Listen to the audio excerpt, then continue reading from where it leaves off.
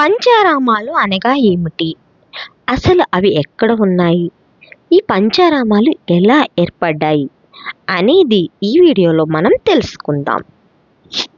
పంచారామాలు ఆంధ్రప్రదేశ్లోని ప్రసిద్ధమైన శైవ క్షేత్రాలను పంచారామాలని పిలుస్తారు.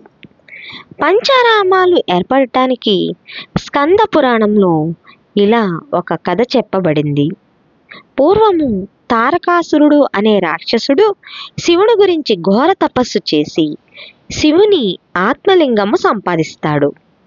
దీనితో వీర గర్వంతో దేవతలను అనేక రకాలుగా హింసలకు గురిచేయగా ఇందుకు దేవతలు విష్ణుమూర్తిని ప్రార్థిస్తారు. శివపార్వతుల వల్ల కలిగిన కుమారస్వామి వల్లనే తారకాసురుని వధించుట సాధ్యపడుతుందని తెలిపి కుమారస్వామిని యుద్ధానికి పంపుతారు. యుద్ధమునందు కుమారస్వామి తారకాసురుని కంఠంలో గల ఆత్మలింగమును ఛేదిస్తేనే మరణము కలుగునని గ్రహించి ఆ లింగమును ఛేదిస్తాడు. దీనితో తారకాసురుడు మరణిస్తాడు. ఛేదించే సమయంలో ఆ ఆత్మలింగము వేరై 5 ప్రదేశాల్లో పడుతుంది. తరువాత వాటిని ఆయా ప్రదేశాలలో దేవతలు లింగ ప్రతిష్ఠ కావిస్తారు. కనుక ఈ 5 క్షేత్రాలను పంచారామాలని పిలుస్తారు.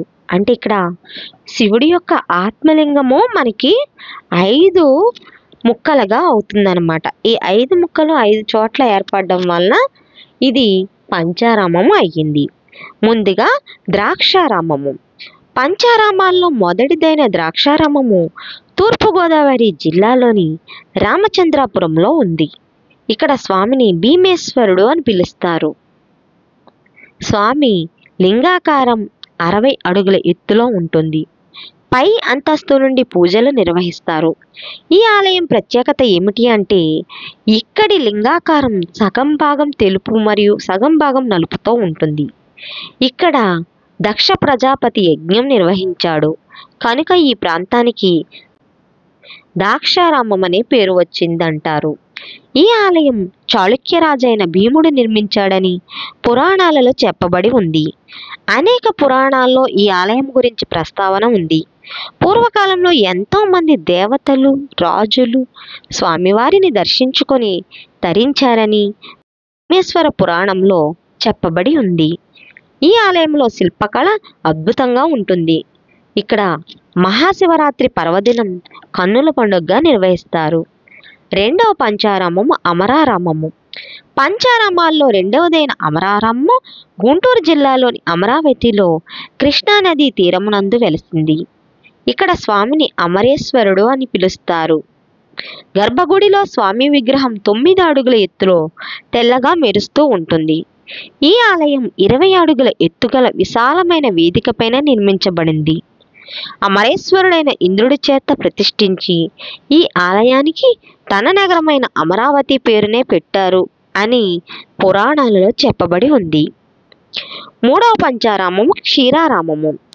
క్షీరారామం పశ్చిమ గోదావరి జిల్లాలోని పాలకొల్లులో ఉంది. ఇక్కడ శివుని మూర్తిని శ్రీ క్షీర రామలింగేశ్వర స్వామి అని పిలుస్తారు. ఇక్కడ స్వామివారిని త్రేతాయుగ కాలంలో సీతారాములు కలిసి ప్రతిష్ఠించారంట. ఈ గ్రామానికి పాల అని పేరు రావడానికి ఒక కథ కూడా ఉంది. శివుడు తన బాణమును భూమిలోనికి వెయ్యగాని భూమి నుండి పాలధార వచ్చిందట. క్షీరము అనగా పాలు. దీని మూలంగా క్షీరపురి అనే పేరు వచ్చింది. క్రమంగా క్షీరపురి కాస్త పాలకొల్లుగా మార్పు చెందింది. స్వామివారి ఆలయాన్ని 11వ శతాబ్దంలో చాళుక్యులు నిర్మించారు.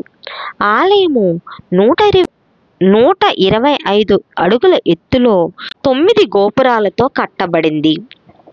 ఇక 4వ పంచారామము సోమారామము.